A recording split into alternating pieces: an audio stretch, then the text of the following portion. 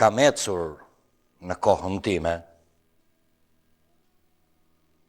në vetmi jam kthyer në gjurmët e mia. Çdo gjë në jetë më ka munduar. Më ka munduar edhe dashuria. Kam pasur fatin në dorë. A në dorë më ka pas? Se di. Dhe Loti ka loz me buzëqeshjen në duel. Shpesh ka fituar ai. Me peshën e rënd të fatit, jam ngritur të eci përsëri, por do të si shkava mëkatit, pushtuar meta, rebeluar prej tij.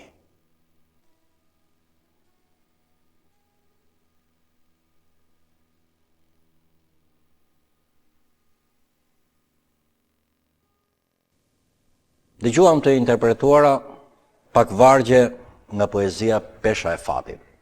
Pesha e Fatit, edhe titulli i vëllimit poetik i poetës e cila është në studio sonte me ne.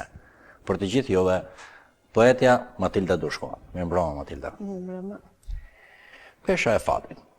Shohim që brenda vargjeve ekziston edhe ndjenja e dëshirës për të ndërtuar një të nesërme më të mirë, një të ardhme, ndoshta pa të brerin e ndërgjegjes, pa të mëkatin që ekziston ndoshta që nga lindja jonë. Këto janë dhe vargjet që shoqërojnë poezinë tuaj. E kam pasur fatin në dorë apo më ka pasur ai, nuk e di.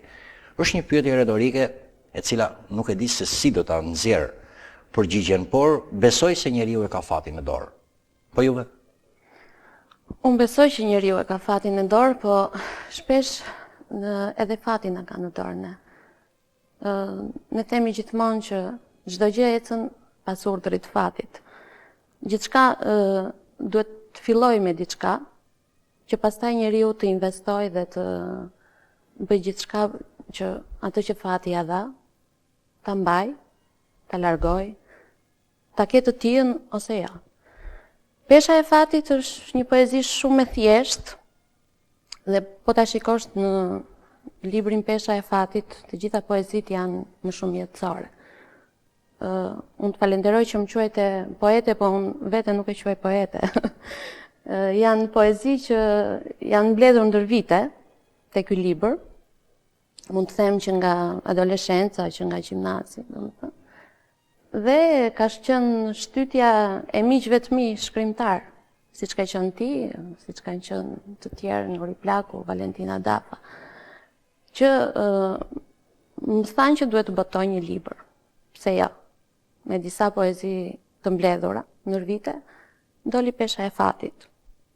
Kështu që unë mendoj që të gjitha poezit aty janë poezi të thjeshta, poezi jetësore, poezi që Matilda nuk është marrë me detin, me lulet, me qellin, po është marrë me eksperiencat e jetës.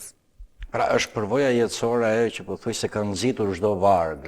Përvoja jetësore dhe jo vetëm e imja, sepse njeriu ka pjesën e brendshme që shpreh, po gjithçka vjen edhe nga influenca e jashtme. Përvoja jetësore të mia, të miqve të mi, gjëra që i kam përjetuar vetëm edhe me ta. Poezia është dhe zëri i brendshëm, është gjithmonë ekzistenca e një shpirti që nuk do të hesht, po e cilësoj kështu artistikisht. Përse juve ju lind dëshira për të shprehur artistikisht? Nuk është dëshira për të shprehur artistikisht. Në poezitë e mia është ajo që vjen ashtu, natyrshëm. Po ta shikosh, domethënë, poezia ka pjesën e momentit. Poezia mua më pëlqen sepse është e tillë që çdo gjë që konceptohet në mendime, konceptohet shkurt, sakt, ashtu si në një aforizëm, e vërteta del me pak fjalë. Për mua kjo është poezia, ndoshta lirika në poezinë time është ajo që është jetësore, domethënë nuk ka diçka që... Ndoshta është dhe një rrëfim i sinqert dhe i drejt për drejt, Është i sinqert për faktin që është diçka e momentit. Nuk është se unë kam menduar ndonjëherë që do ulem do bëj poezi, asnjëherë. Ajo që vjen për momentin, ka pasur raste që kam hedhur në letër, ka pasur raste që është dukur, nuk është më. Pra, në qoftë se do të përmbledhim të gjithë idenë, pesha e fatit është tendencë për të shprehur të gjitha të ndjesitë të kësaj ekzistencës tënde deri tashmë, sepse gjithë poezia mbaron me një dualitet që është njëkohësisht dhe një dualitet filozofik, edhe i pushtuar prej mëkatit, por edhe rebeluar prej tij. Është pjesë e jetës së përditshme, është pjesë e njeriut të përditshëm. Ndoshta kështu e keni konceptuar dhe ju që e keni. Në vërtet. Mëkati është pjesa e njeriut që sa lind dhe e shoqëron për gjithë kohës. Ne nuk shpëtojmë dot prej tij, po fakti që ai ekziston ne rebelohemi, sepse duam të jetojmë me një ndërgjegje dhe ndërgjegja na çon përtej këtij mëkati. Dhe ajo është që na bën që të rebelohemi kaq keq. Dhe kjo tek njerëz të veçantë del në poezi, tek të tjerë del në muzikë. Gjithsecili gjen mënyrat e veta të shprehjes dhe rrugën e tij. Në momente të veçanta gjen mënyrat e veta, në pak shpirt artistik që mund të ketë brenda vetes. Ju falenderoj për këtë bisedë të parë. Do doja që shikuesit e televizionit Apollon të njihej me një biografi të shkurtër të aktivitetit tuaj. Matilda Dushku lindi në qytetin e Fierit në nëntor të vitit 1976. Qysh herët kur ishte nxënëse ajo shpërfaq krijimet e para poetike, të cilat i publikon vetëm në një rreth të ngushtë shoqëror. Më pas ajo do të punojë intensivisht dhe siç e shpreh vetë ajo, me mbështetjen dhe përkrahjen e rretheve letrare në qytetin e Fierit, përmblodhi krijimet më të mira në vëllimin poetik Pesha e Fatit. Ky vëllim vjen në duar të lexuesit si një plotës emocional i përvojës jetësore të autores, duke përzgjedhur mes të tjerash lirizmin dhe ndjesinë artistike të dukurive. Poezia e Matildës është një reflektim në lëvizje, një botë konceptim që shpërthen për sfidë me ripërtëritjen mes dimensioneve të dhimbjes dhe dashurisë. Ajo ka arritur të krijojë një model të vetin të përzgjedhjes së fjalës, sa të thjesht në strukturimin e vargjeve, të ngrohtë, të tretshëm për lexuesin, po aq edhe me forcë të madhe të mendimit filozofik të jetës. Që nga viti 2003, aktiviteti i saj është prezent në organizatën njoftimimpruese DEA, organizatë të cilën ajo e ka themeluar si nismëtare po në vitin 2003. Shoqata DEA është krijuar nga një grup nismëtar me vullnetin dhe iniciativën e lirë të secilit. Aktivitetet e DEA-s fokusohen në promovimin e të drejtave të fëmijëve dhe të rinjve në familje, shoqëri dhe largimin e tyre nga rruga për të bërë qytetar të denjë për shoqërinë. Shoqata drejtohet nga kryetari dhe një bord prej disa antarësh. Të aktivizuar në varësi të projekteve janë 11 nënpunës dhe 20 vullnetar. Aktivitetet fokusohen në të gjithë vendin, por aktualisht po punohet në qarkun e prefekturës së Fierit në aspektin social-kulturor, kryesisht në shërbime për familje dhe ngritje kapacitetesh. Organizata DEA është shquar në qytetin e Fierit për një seri e aktivitetesh në qendër të cilave është bota fëminore.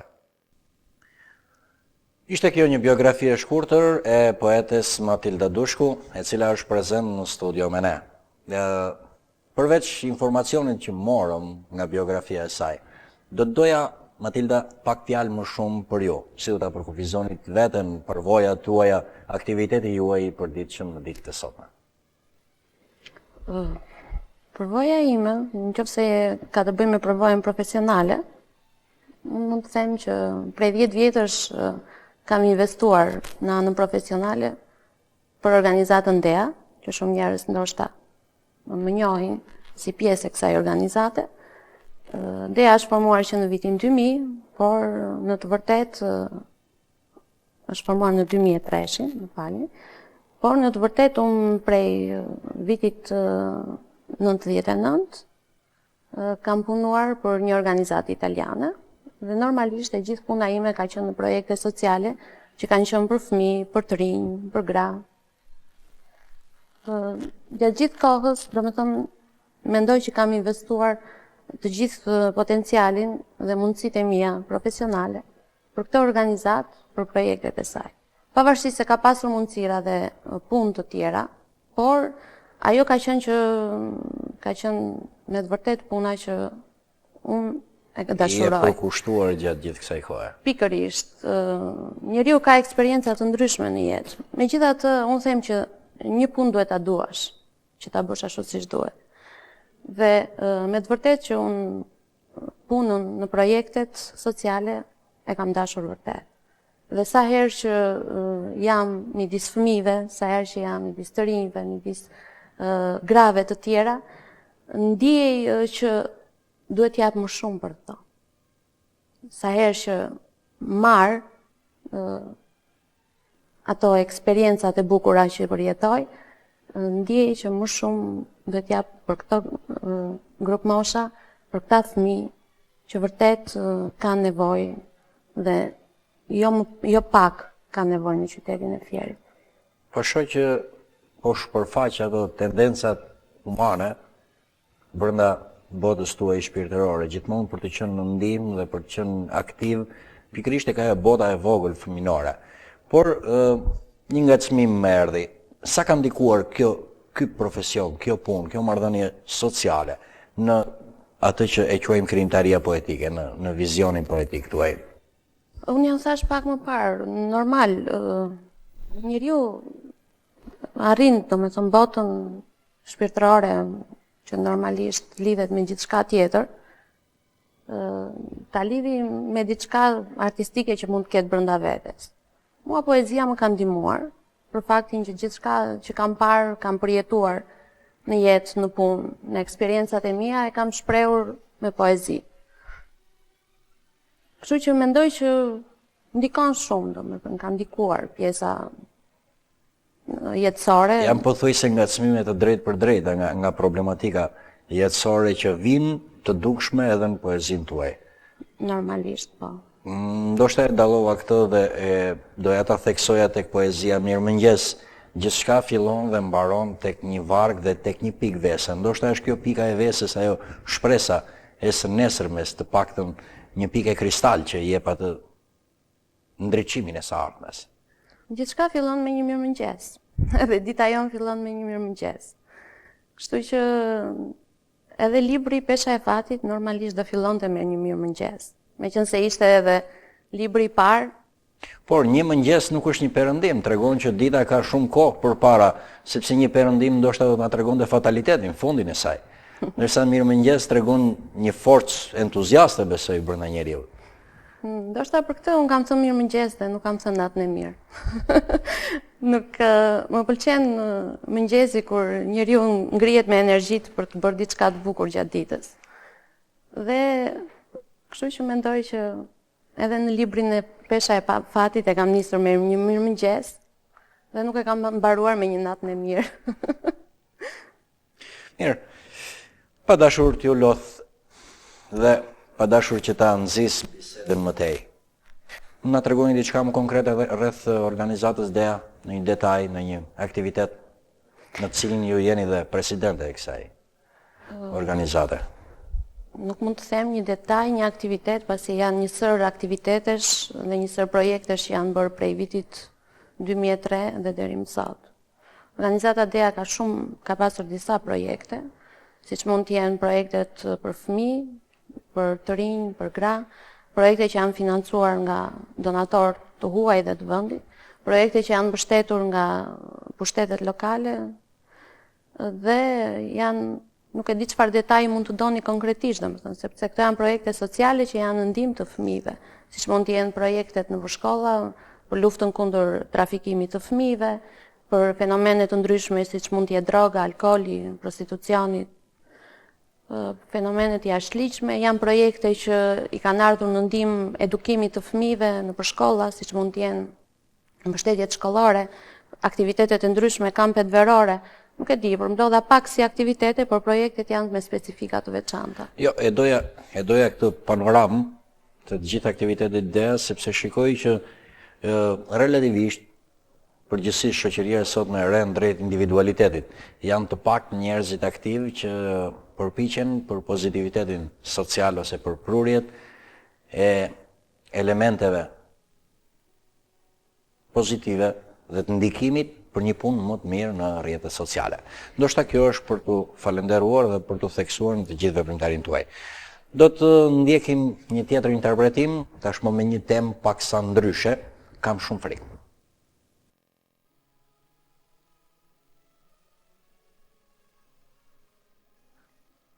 Kam shumë frikë kur nuk e ndjej shpirtin tim. Kur trupi im vetëm ekziston. Kam shumë frikë kur nuk e ndjej erën, diellin, borën, shiun.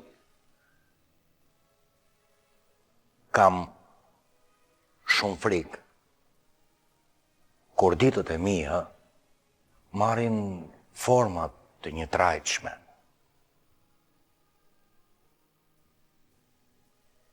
Pa dritë, pa ngrohtësi, pa ndjenjë.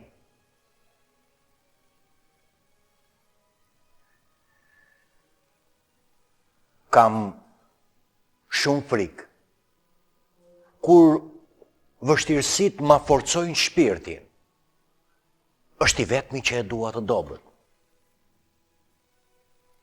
Dobësia e tij më bën të ndjej ty.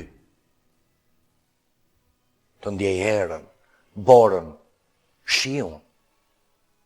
Të ndjej gjithçka që ushqen shpirtin me dobësi dhe i jep trupit tim kënaqësinë e të qenit njeri, ndjenjë, ankth, jetë.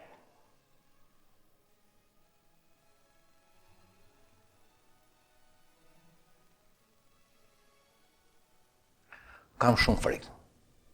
Ndoshta është theksuar disa herë ky ankth i brendshëm i njeriut. Do doja pak informacion më shumë në të gjithë të shtresim kuptimor që mbartin të vargje. Në të vërtetë unë nuk jam njeri që kam frikë.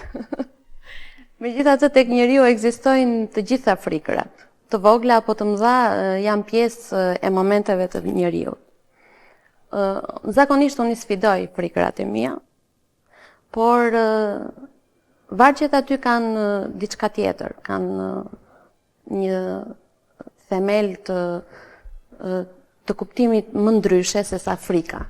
Ideja e frikës aty jepet në konceptin e ndjenjës, që me të vërtetë është mirë të kesh frikë.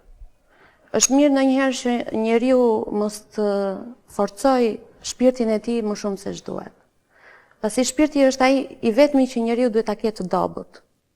Për faktin që gjithçka përreth, gjithçka që është një fjalë që thuhet, gjithçka që nuk më vret, më forcon.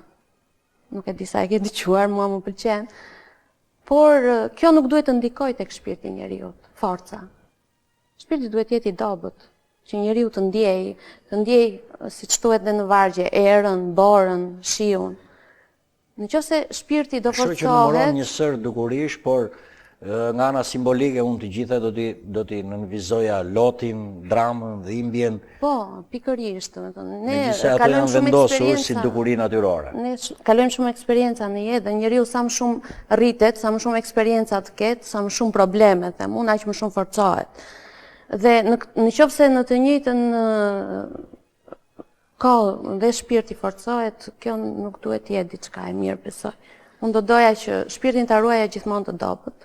Pra nëse ai humbet aftësinë e tij të ndjerit, njeriu pothuajse në një mënyrë figurative do ta quaja robotizohet, mekanizohet, ndërrohet në një instrument industrial që nuk prodhon asnjë lloj emocioni. Kjo është pjesë e rritjes së njeriu, është pjesë e eksperiencës.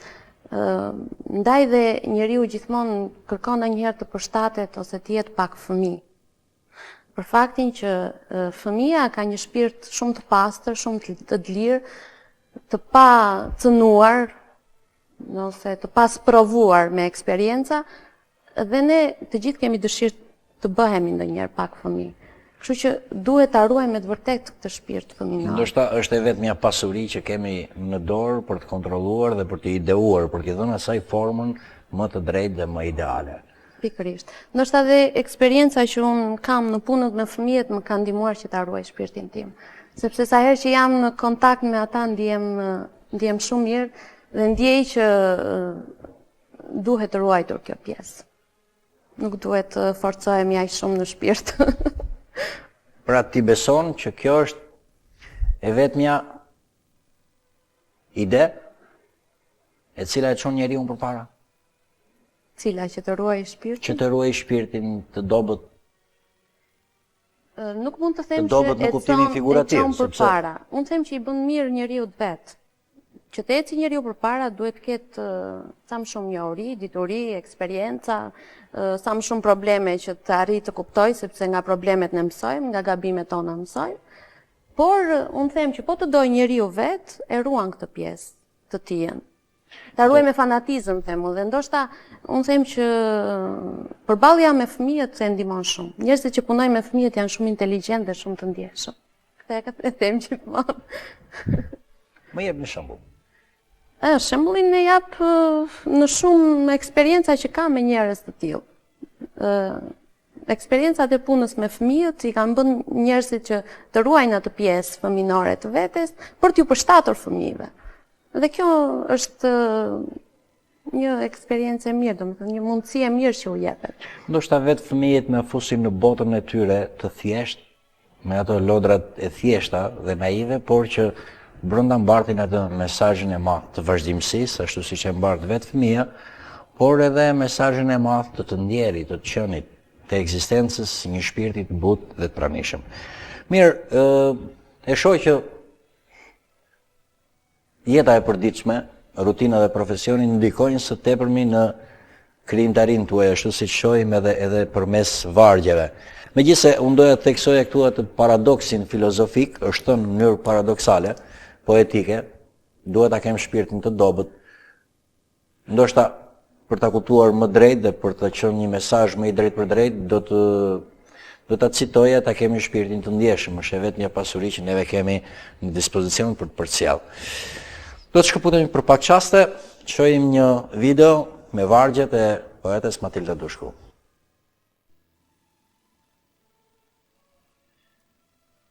Mirë se më erdhe, voglushi im. Sa shumë munduar, veç për t'u parë. Tani që kokën ma vën në gji, nektarin e jetës do të falë.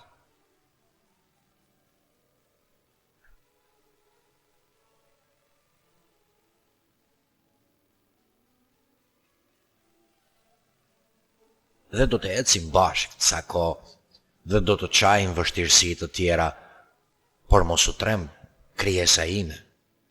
Unë do të rri për krah nga herë.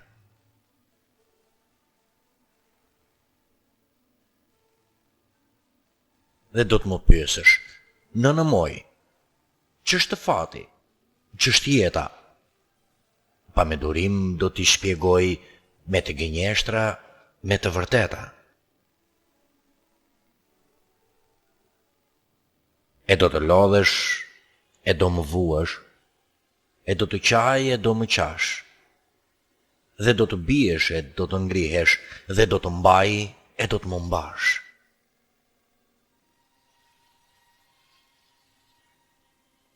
Se kjo është jeta, biri im, lin me nën, e vdes jetim.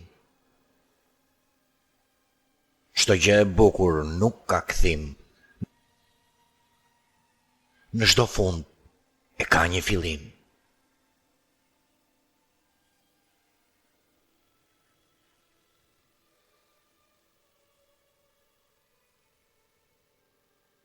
Ishin këto vargjet të përgatitura në studion e televizionit Apollon me një video filmike për të përcjell imazhin në disa forma, qoftë në formën audio, qoftë edhe në formën e tyre vizuale. Kështu përpiqemi që ta bëjmë edhe poezinë më të këndshme dhe më të drejtë për drejtë, për qenë për herë më pranë jush. Zoja Matilda, çfarë do të dëshironi të ndryshonit sot? Me vështrimin tuaj, me të gjithë idenë tuaj. Të gjithë ndonjëherë jemi të revoltuar nga situatat, jemi të revoltuar nga rendet shoqërore, nga klasat që ngrihen. Ju çfarë do doni të ndryshoni? Po ma kthen në politikë tani? Jo, nuk është çështje politike, është thjesht çështje e veprimtarisë sociale, çështje e veprimtarisë individuale të njeriut, madje edhe vizioni që ai ka për të ardhmen. Kudo ka vend për ndryshime, në çdo vend, në çdo pjesë, dhe në jetën sociale, dhe në jetën politike, dhe në jetën artistike. Ajo që doja të ndryshoja, domethënë duke filluar që nga vetja ndoshta, sepse ndryshimi gjithmonë fillon nga vetja. Është pjesa e të ndjerit më shumë njeri. Në çdo aspekt, si në anën artistike, si në anën profesionale. Unë them që gjithkund, domethënë, njeriu mund të bëj diçka, domethënë, por duhet të bëj atë të qenit një herë njeri. Pastaj të jetë dikush tjetër. Unë them që kjo pjesa njerëzore po mungon pak njerëzve. Dakord, modernja, bot kuptimi modern, dakord, jemi shumë të ngarkuar, sepse normalisht punët, përditshmëria, por harrojmë domethënë që gjithçka fillon me pjesën njerëzore. Që të bëjmë diçka mirë, duhet jemi në radhë të parë njerëz të mirë. Pak më parë më prezantuat dhe një antologji poetike me autorë të rinj, pjesëmarrës në shoqat mëdha apo jo? Ndoshta pak informacion më tepër rreth kësaj? Ai ka qenë një projekt që është bërë në 2007, ka qenë një projekt pilot që është bërë së bashku me Lidhjen e Shkrimtarëve, me talentet më të mira të gjimnazeve, të shkollave të mesme, jo vetëm të qytetit Fierit, po dhe të zonave përreth, siç mund të jetë Patosi, Roskoveci, dhe janë përzgjedhur poezitë më të mira të gjitha këtyre talenteve në shkolla, së bashku me mësueset e letërsive, dhe në këtë është bërë një përzgjedhje e dytë nga Lidhja e Shkrimtarëve dhe poezitë më të mira kanë mundësuar këtë antologji poetike. Është një projekt shumë i bukur që organizata DEA e ka hedhur dhe këtë vit. Do jetë shumë bukur nëse Këshilli Bashkiake aprovon përsëri këtë projekt, sepse mendoj që duhet jetë një projekt që të zhvillohet çdo vit në qytetin e Fierit, për faktin që talentet kanë nevojë të shfaqen. Talentet ndonjëherë ngelen vetëm poezitë e tyre apo krijimet e tyre vetëm në disa copa letrash, që ata i qarkullojnë në shkollë, që ata i hedhin në internet, por mendoj që libri është ai që ngelet. Ajo që është me të vërtet diçka që ja vlen, është një libër që të bëhet një traditë shumë e bukur, dhe jo, ajo s'ka vetëm idenë e një libri, ka idenë e disa aktiviteteve që promovojnë këto talente. Pra, ata arrin të shpërfaqen në disa forma dhe më lind edhe ideja që kemi vërtet nevojë për poezi. E shohim këto në brezin e ri, tek nxënësit, tek këta pjesëmarrës, kanë vërtet nevojë për fjalën poetike. Sigurisht. Nga puna juaj, pra, si e keni vërejtur? Sigurisht që poezia është nga artet më të bukura dhe asnjëherë nuk i humbet korave. Gjithkohës unë shikoj që të rinjt shkruajnë, të rinjt kanë dëshirë të shprehen, dhe këtë kanë arritur në një farë mënyre të shprehin me anë të Facebookut, me anë të internetit. Por mendoj që libri është diçka që mbetet me të vërtet. Kështu që mendoj që nëse të rinjt arrin së bashku, domethënë të bëjnë një aktivitet së bashku me organizatën DEA, së bashku me bashkinë, pse jo, me njerëz të artit dhe të kulturës, dhe të përmblidhen poezitë më të bukura në një libër çdo vit, unë them që do jetë një projekt shumë i bukur. Do të kemi edhe një produkt pozitiv të fjalës së shkruar, madje në një farë mase do të ishte edhe një shkollë, sepse grumbullimi dhe përzgjedhja e poezive dhe autorëve do të ishin një lloj edukate ose një lloj orientimi dhe për të gjithë të tjerët që do të vinë më pas, për formën, për mënyrën dhe për kërkesat estetike dhe artistike që kërkon vetë. Në këtë formë dhe të rinj promovohen. sepse ata vërtet mund të pëlqejnë me njëri tjetrin, po nuk kanë mundësinë që të promovohen dhe të përzgjidhen nga kritikët. Dhe kjo është një formë shumë e mirë, sepse libri nxjerr talentet më të mira dhe ata që vërtet e meritojnë të jenë në një libër. Mirë, do doja të kthesha pak çaste tek krijimtaria juaj poetike. Deri tashmë folëm për punën, për të gjithë aktivitetin tuaj. Poezia Mirëmëngjes është një poezi të cilët shikuesi do t'ja bëjmë prezent përmes një recitimi dhe do të kthehemi në studio.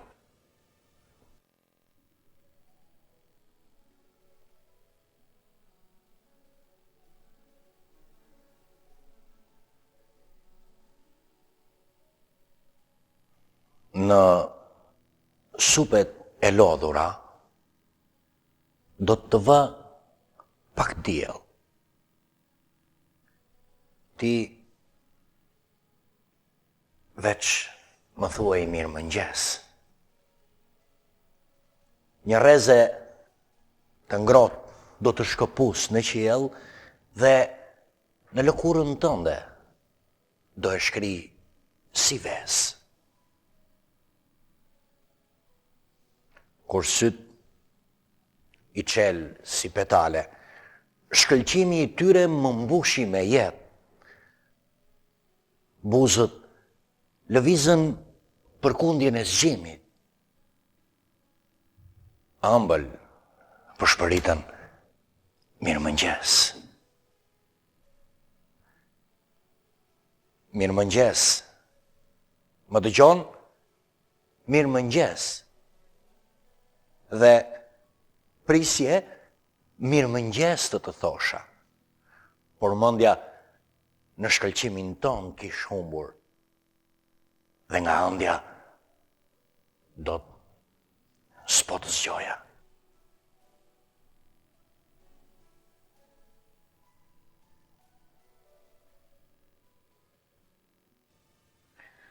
Në supet e lodhura do të vë pak diell. Ti veç më thuaj mirëmëngjes. Ndoshta e diskutuam dhe më parë dhe cituam pak pjesë nga kjo poezi, por përsëri mua më tingëllon ideja e mirëmëngjesit. Mua më ngacmon kjo ideja e mirëmëngjesit. Ndoshta kaq entuziazëm jeton brenda jush, gjithë dita besoj është përpara, sepse libri është hapur me një mirëmëngjes dhe nga ana kompozicionale ai mbaron me një ngjarje historike. Kam ecur 500 vjet. Një udhtim shumë i gjatë. Mirëmëngjes. Të gjithë fillojmë me një mirëmëngjes, normalisht. Dhe pse jo, kur mëngjesi fillon bukur, them që dhe dita duhet jetë e bukur. Kush do të ishte një mëngjes i bukur? Një mëngjes i bukur do ishte një mëngjes ku gjithçka ti e planifikon çfarë do bësh gjatë ditës tënde. Ke një ide të bukur për ditën. Dhe them që kur njeriu ka energjitë e duhura, arrin të ketë një mëngjes të bukur, të ketë edhe një ditë të bukur. Mirë, do të doja të ngacmoja një pikë nevralgjike në jetën e gjithë secilit. Në librin tuaj është edhe një poezi të cilën juve ma cituat si dobësia juaj, biri. Çdo më thënie ka kjo. Mos ndoshta është kjo nyja e jetës tuaj. Normalisht. Biri im është dobësia ime më e madhe. Dhe ajo poezi ka dalë shumë spontanisht, domethënë 3 ditë mbasi unë kisha lindur Mateo, si Mateo i quajnë çuni. Dhe normalisht është poezia ime e preferuar, për faktin se Mateo thotë që ajo është dhurata ime më e bukur. Kështu që gjithçka që thuhet aty është ai mesazh që unë dua dhe i jap gjithmonë birit tim. Është një ndjenjë mëmësore gati e zjarrt që shpërfaqet në ato vargje dhe e shoh që ndoshta edhe ekuilibri filozofik i jetës tuaj pothuajse në këtë moment ka gjetur atë kulmin e tij të realizimit. I keni thirrur disa herë biri im, ndoshta ishte nga ana leksikore dhe semantike kjo fjalë ju ka ngopur më shumë, kjo fjalë ju ka dhënë gjithë idenë e jetës. Nuk më ngop asnjëherë ajo fjalë. Gjithmonë kam metje që ta them dhe normalisht është kuptimi më i bukur i jetës time. Mateo, është pika juaj e dobët, bukuri. Çfarë vargjesh të tjera i keni përkushtuar Mateos? Nuk e di.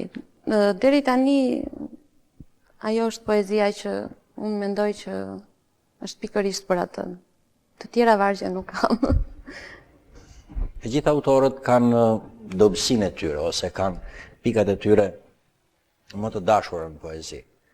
Por unë e kam bërë edhe eksperiencë gjatë emisionit tim që shikuesit i njihet edhe drejt për drejt me autorin përmes një recitimi. Poezi nga libri apo Jo, të re? nga poezitë e reja, apo nga krijimtaria juaj e re, të cilën ju e keni dëshirë ta recitoni në prezencën tonë. Okej, pse jo? Zhgënjim. Kam provuar shijen e ankthit tim. Mira drita i kam ndezur dhe janë shuar përsëri. Larguar nga njerëzit në shgënjim jam tretur. Prej shgënjimit jam strukur në vetmi. Vetmia ime më ka mësuar. E kot bota. E kot çdo gjë për të. Por vetmin kur se ka duruar. Ndaj me forcë jam ringritur me një shpresë të re. Prej forcës time thërmia u bë zhgënjimi. Ata që ndërtuan muret e tij dhe thërmia t'ju tretën. Në dritën e syrit të zjarrit tim, u dogjën, u zhdukën, të zhgënjyer prej vetes, mbetën. Faleminderit që e ndat me ne këtë emocion poetik. Faleminderit juve që më dhatë Edhe mundësi. juve recitoni shumë bukur dhe e pash që jeni mbushur me ndjenjë kur recitoni. Është poezia ime. Shikues nderuar, kemi ndarë me ju emocionet poetike. Në studio me ne ishte poetja Matilda Dushku. Ju falenderojmë që qëndruat me ne. Matilda, faleminderit që erdhët në studio. Faleminderit dhe ju.